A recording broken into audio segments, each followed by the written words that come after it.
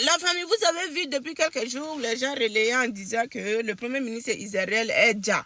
On l'a déjà. Et moi, dans ma tête, je disais que c'est faux.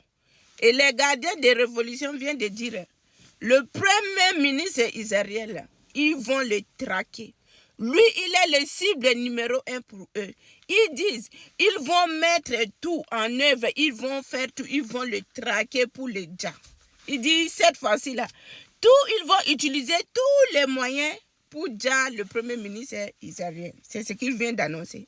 Et il met en garde, il dit, hier là, Trump a lancé un appel aux autres pays de dire que envoyez vos navires dans le détroit d'Ormuz. Ils disent qu'ils mettent en garde quiconque osera collaborer avec les États-Unis, ils vont mettre à feu tous ces intérêts dans les régions. Que ce soit les dépôts de pétrole, tout et tout, là, ils vont mettre à feu. Donc, il faut faire très attention. Il ne faut pas se mêler dans l'appel de Trump, là. Que chacun reste tranquille.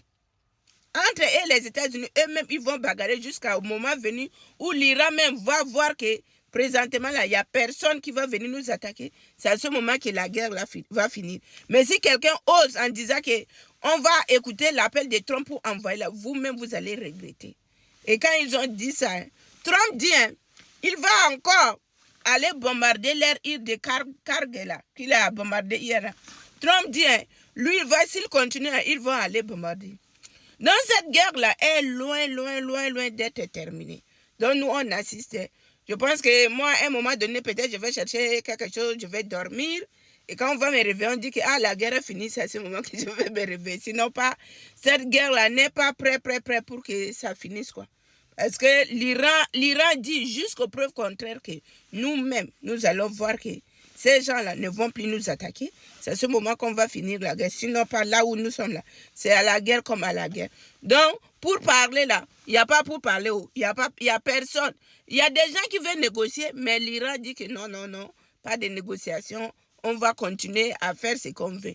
Et l'Iran dit encore aux Émirats arabes unis, dit, si on est en train de bombarder dans votre pays là, c'est dans notre droit légitime de bombarder les intérêts des Américains.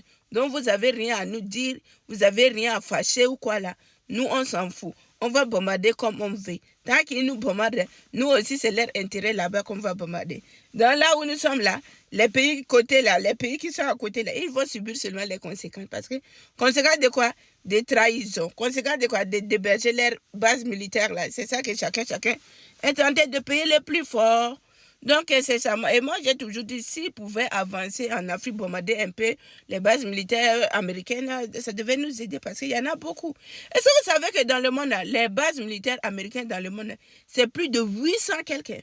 800 quelques, je vous dis. 800 quelques bases militaires dans le monde. Je ne sais pas ce qu'ils cherchent.